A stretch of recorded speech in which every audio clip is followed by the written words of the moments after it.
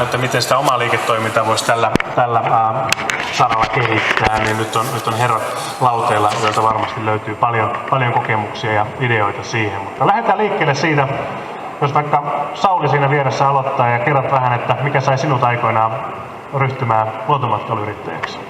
Se oli kyllä ihan sattuman kauppa, että vuonna 1990 valmistuin matkailun merkonomiksi ja sitten tuli lama, jota kesti sitten monta vuotta ja mekin olin ihan muualla töissä, mutta sitten se kyti vaan jossain tuolla, että joku matkailuyritys perustan ja sitten se oli oikeasti ihan sattuman kauppa, että asiat eteni. Löysin yhden kaverin, joka oli niinku Kymijoella melonut ja sitten sen kanssa alettiin juttelemaan, että voisi perustaa tämmöisen jonkun firman Kymijoelle. Sitten meillä oli oikeastaan aika, ei meillä ollut hirveästi, että jotain melontaa ja jotain kalastusta ja jotain eräruokaa ja jotain sellaista. Mutta sitten asiat eteni pikkuhiljaa. Me oltiin semmoisella kurssilla vuonna 1997, jos itse asiassa tämän Terhonkin on ensimmäisen kerran vissiin tavannut. Se oli semmoinen Luontokymi, oliko sen nimi? Joku tämmöinen eräopaskurssi, joo. Ja sitten sieltä niin kun me saatiin sitten se Kimmoke tämän mun silloisen yhtiökumppanin kanssa, että me perustetaan tämmöinen firma kuin Erämys Ky. Ja käytiin tuolla Kursorilla paljon keskustelemassa ja tehtiin kaikenlaisia laskelmia ja muuta. Että paljon pitäisi olla asiakkaita, paljon pitää olla myyntiä, että me eletään tällä hommalla. Ja no siitä se sitten pikkuhiljaa lähti ja vuonna 1998 me perustettiin sitten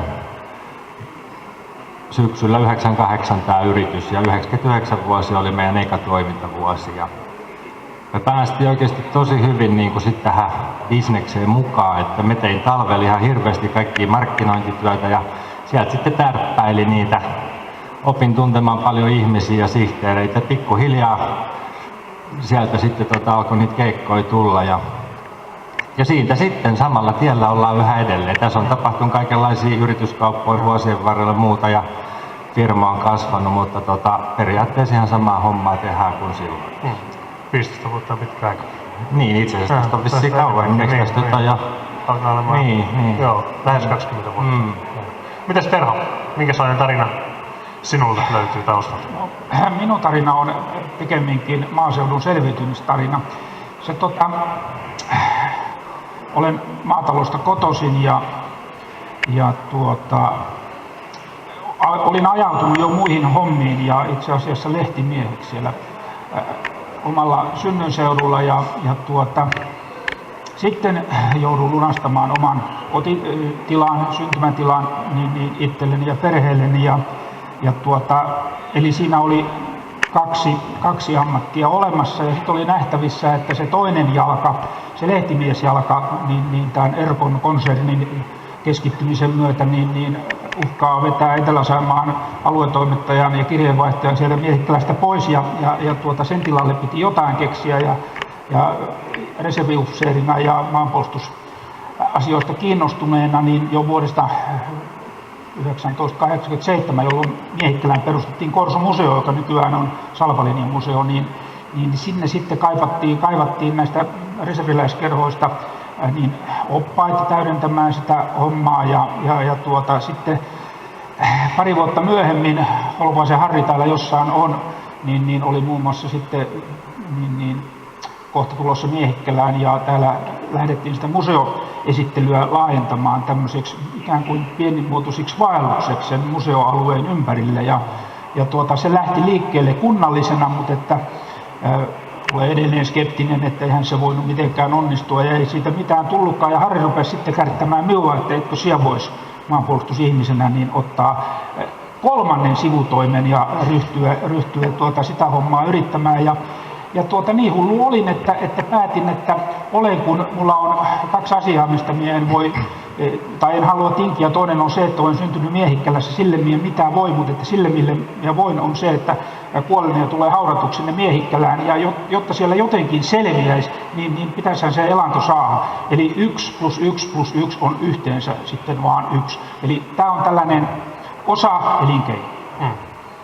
Miten tämä elinkeino on kehittynyt? Miten luontomatkailu on muuttunut näiden vuosien aikana? Teillä on molemmilla pitkä kokemus. Onko asiakaskunnan vaatimukset muuttuneet, tarpeet muuttuneet, onko tullut uuden tyyppisiä ryhmiä, miten kuvailisitte tätä muutosta, koska se kertoo paljon myös siitä varmasti, että mihin suuntaan ollaan menossa. No ainakin siis kilpailu on koventunut ja tarjontaa on tullut tosi paljon lisää. Eli silloin kun me aloitettiin, niin ei ollut läheskään niin paljon ihmisten vapaa-ajasta kilpaillaan nykyään. Se ei ole pelkästään luontomatkailu tai matkailu, vaan se on kaikki tuntuu, että ihmiset on nykyään hirveän kiireisiä eikä niillä ole läheskään niin paljon aikaa kuin ennen. Ja ennen kuin oli niitä kun meillä on pääasiassa yritysryhmiä ollut aina niin kuin asiakkaana, niin usein ne yöpy myöskin Kotkassa, eli niillä oli jotain 2 päivän juttuja, mutta nykyään hyvin harvat yöpy, eli ne tulee päivällä ja tekevät mitä tekevät ja sitten lähtevät illalla pois. Että se on lyhentynyt se heidän viipymä täällä ja sitten noita keikkoja tilataan yleensä hirveän paljon lyhyemmällä varoitusajalla, eli sekin, että ihmiset tekee niitä päätöksiä, että ne tekee jotain, ne haluaa tulla vaikka Kymijoella laskee koskea, niin se on paljon niin kuin lyhyempi se sykli. Ja ennen aikaan sitten, kun meilläkin oli paljon näitä firmoja, ketkä silloin kun oli teollisuutta vielä täällä alueella, niin firmojen sihteerit tilas paljon keikkoja heidän asiakkaille ja kelle tahansa, niin yleensä ne ei kysynyt ikinä, että mitä se maksaa, ne vaan tilasi sen, koska ne tiesi suunnilleen sen hintatason, mitä se maksaa, mutta nykypäivän pitää ihan jokaisesta tehdä tarjous. Eli sekin on niinku se rahan käyttö ja se on tiukentunut tosi paljon. Joo. Mites Terho, miltä matkailijakunnan muutos näyttää sieltä Salpalinjan näkökulmasta? No en malta olla tähän sanomatta vielä sitä, että kyllähän mun osa-aikatoimelle niin erinomainen lähtökohta oli. Se oli suunniteltu, rakennettu ja rahoitettu jo nyt tästä hetkestä reilut 70 vuotta sitten. Eli oli valmis karuselli, johon hypätä kiinni ja toisaalta niin olen pystynyt sitä näihin päiviin saakka niin vetämään tällä kapasiteetilla, mikä tuonne Tuuheon tukkani alle pääkonttoriin mahtuu. Eli tätä on pystynyt aika pienimuotoisesti tekemään johtuen siitä, että mulla on hyvä kaveriverkosto, opasverkosto. Silloin jos tulee isompi ryhmä, niin sehän hoituu. Eli näitä keikkoja on tehty 2 hengestä 130 henkeen suuruisille ja siltä väliltä, että se ei ole mikään ongelma. Saman suuntaista kokemusta on kuin Saulilla, että alkuun joukolla ryhmillä oli aikaa huomattavan paljon enemmän käytettävissä. Jopa yli yön väkisin maattiin siellä teräsbetonikorsussa. Sen takia käytin sanaa, kun pikkasen uni huonosti siellä tahtoo siellä betonin sisässä tulla, mutta että sehän se elämys onkin. Ainahan siellä se vihaisen vaimon, tarkoitan siis niin puolison vieressä saa olla ja sellaista, mutta siihen nähden niin se on melkoinen ero. Eli nyt on niin, että en vissiin 5 vuoteen ole Korsussa yötä ollut. Ei ryhmillä ole aikaa jäädä. Se on nyt 3-4-5 tuntiin max, minkä ne sanoo, että teet täydellisen tietoiskun sitten Salpalinjasta, kun me tarvisin sen vuorokauden siihen, että minä pääsisin alkuun. Kyllä. Niin nopeasyklisyys näkyy myös sinulla. Mitkä sitten ovat tärkeimpiä oppeja? Mitä sanot täällä, jos täällä on, toivottavasti on potentiaalisia uusia luontomatkailuyrittäjiä yleisössä, niin mitkä on teidän tärkeimmät oppinne olleet näiden vuosien aikana? No, kyllä se tärkein oppi on se, että kun itse olet siinä keskipisteessä, niin sinun on oltava moniosaaja. On tuotteistettava, on markkinoitava, on myytävä, on toteutettava ja vielä ennen kaikkea johdettava se joukko, se ryhmä, jonka olet saanut sinne polun päähän ja jolle aiot sen laskun laittaa. Eli sulle tulee melkoinen vastuu päälle siitä ensinnäkin, että ne suurin piirtein terveenä pääsee pois kaikkien välttämättä selvinpäin, suurin osa kuitenkin, ja sitten, että olet pystynyt tarjoamaan sen, mitä he ovat tulleet hakemaan ja mistä he ovat aikeissa maksaa. Eli siinä se yrittäjän vastuu, että se on itse asiassa suurempi kuin sitä alkuun oikeastaan uskalsi kuvitellakaan. Eli se on ainakin yksi tärkeä. Joo. Mitäs Saulilla, jäikö vielä jotain? No, me ollaan ihan alusta saakka, kun meillä tämä yritys on ollut, niin meillä on ollut paljon niin kuin yhteistyökumppaneita ja tämmöistä verkostoa. Ja ihan alusta saakka sen huomasin ja tiesin, että siinä pitää olla semmoista, että periaatteessa pystytään palvelemaan sitä asiakasta, antaa sille kaikki se palvelu, minkä se tarvii ja mitä se haluaa, mistä se maksaa meille. Mutta nyt vuosien varrella, kun olen tehnyt lisää ja enemmän tätä hommaa, niin on huomannut, että se on kuitenkin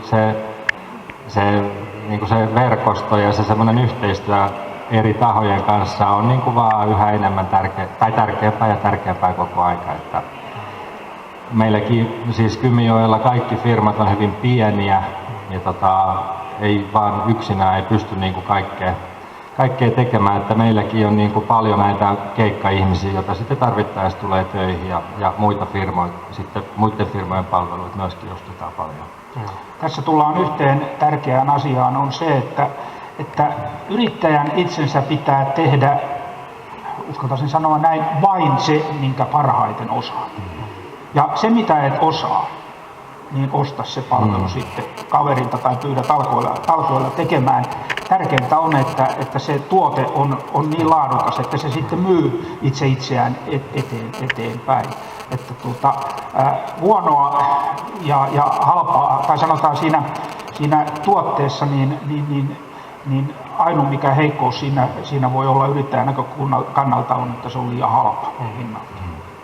Ja sitten yksi juttu, minkä mä oon huomannut tässä vuosien varrella, on se, että ihmiset selkeästi on niin kuin enemmän vieraantunut luonnosta, mitä ne oli vaikka reilu 10 vuotta sitten. Et meillä kuitenkin pääkaupunkiseudulta hyvin paljon ihmisiä, niin huomaa, että jo tulen tekeminen tai nokipannukahvin keittäminen on hyvin ihmeellinen juttu hyvin monille ihmisille.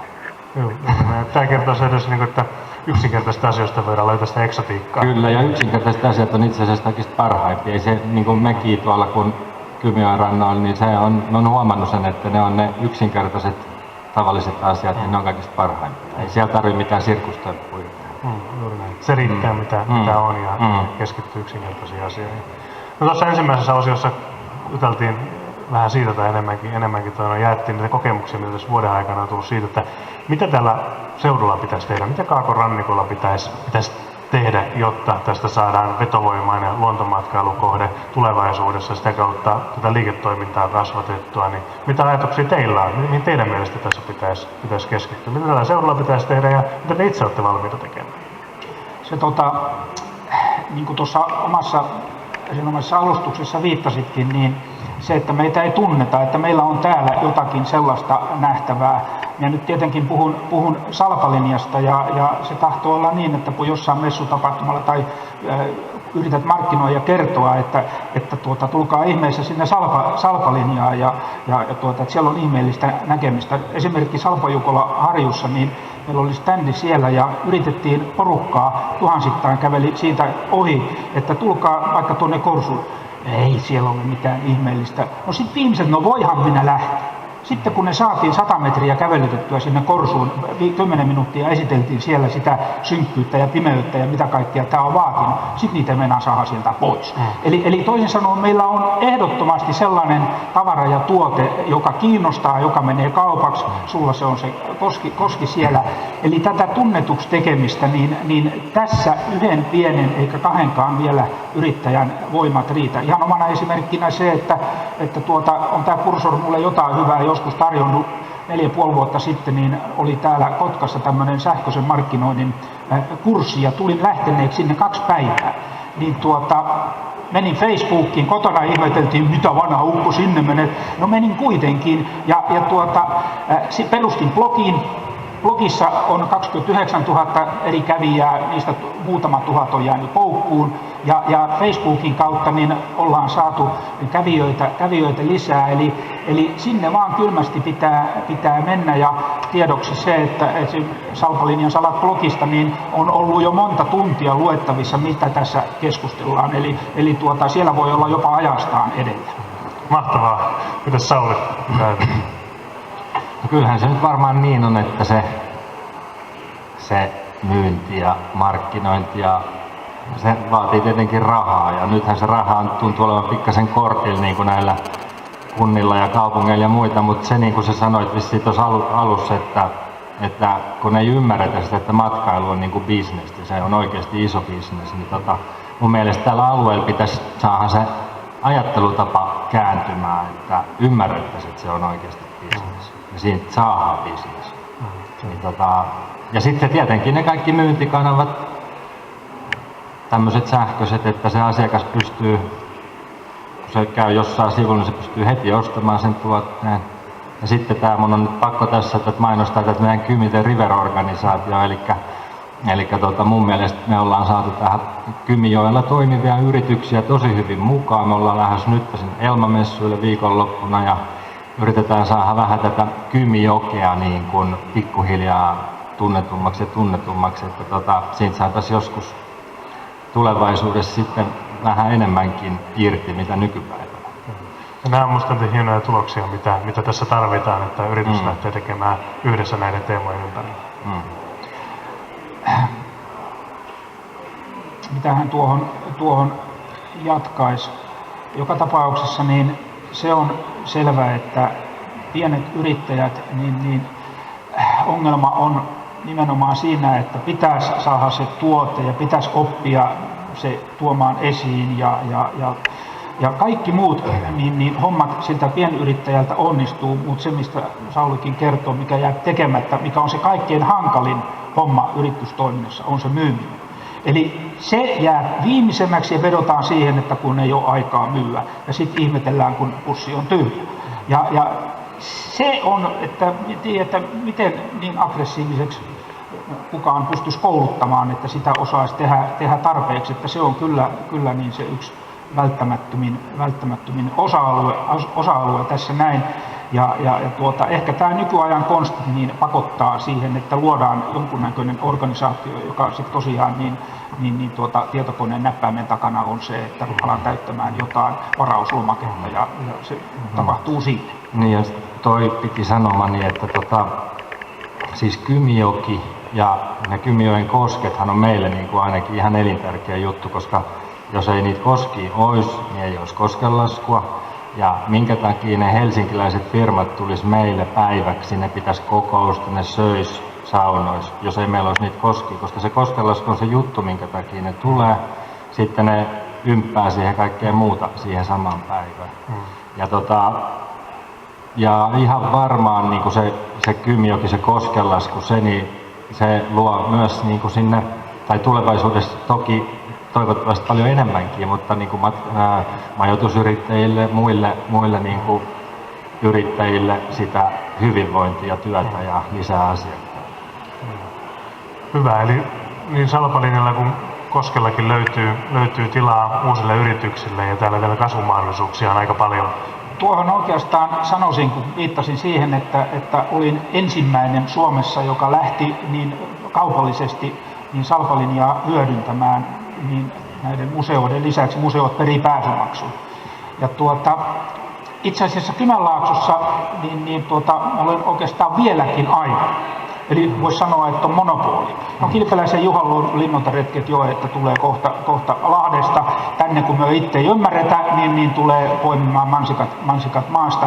Ja Lappeenrannassahan on valtava puumi nyt tällä hetkellä niin Salpalinjan osalta, että Kymenlaakso hei, kohtahan me menetetään mitä meillä on, mutta niin,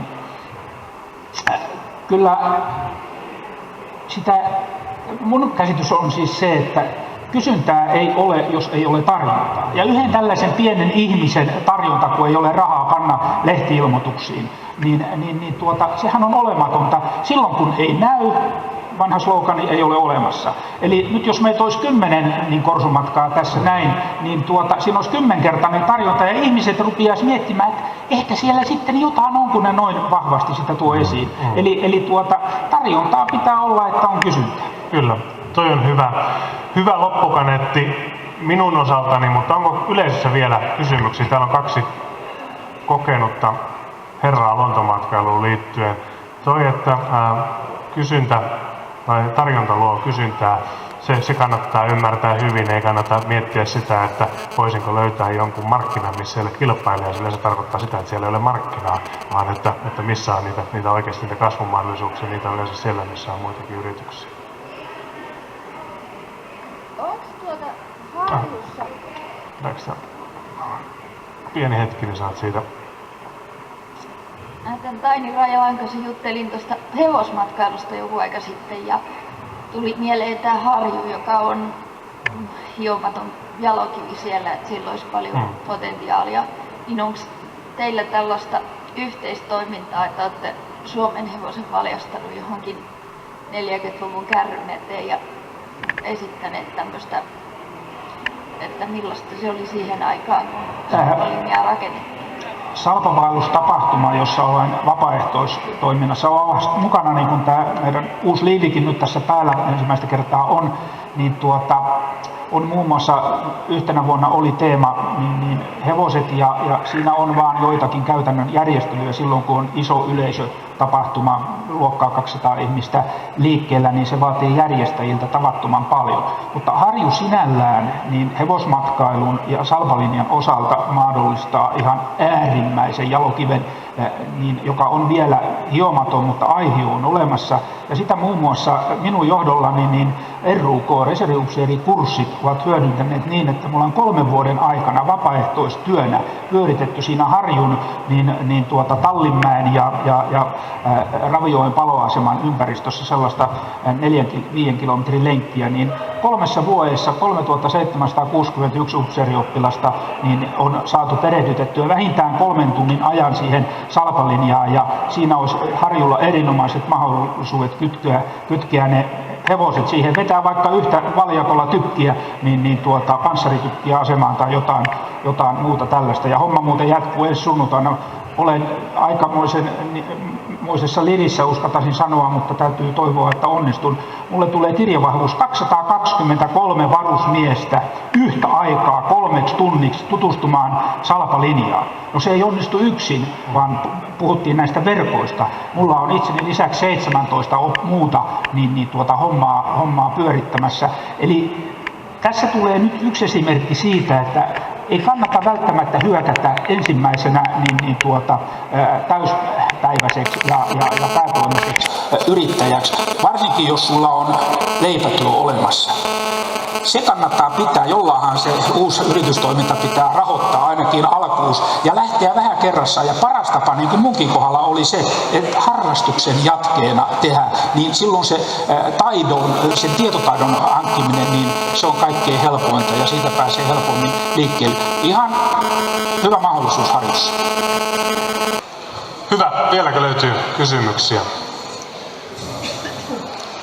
Ellei, niin tähän oli hyvä päättää. Mä kiitän Sauli ja Terhoa. Tämä oli miellyttävä keskustelu, paljon mielenkiintoisia näkökulmia. Ja minusta toi sitä konkretiaa sen uskon ympärille. Täällä on Kymijoen kosket, täällä on historiallista luontoa, täällä on uniikkia saaristoa.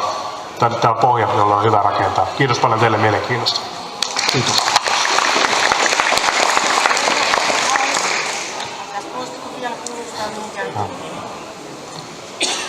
Pidäpä.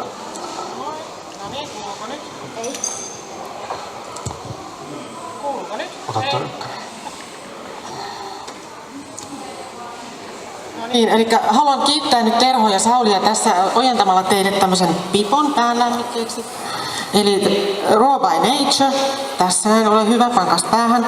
Eli tämä meidän uusi elinkeino-brändi, voisi sanoa, niin tähän nyt palvelee meitä luontomatkailussa. Me ollaan Raw by Nature. Ja sitten myöskin Mikko saa tästä yhden lakin päähän.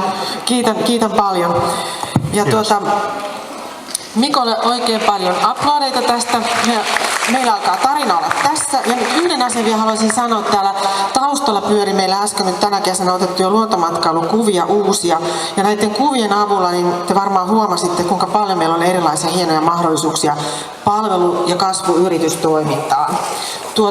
Kiitän teitä oikein paljon. Seurasitte, niin mukavaa syksyn jatkoa teille.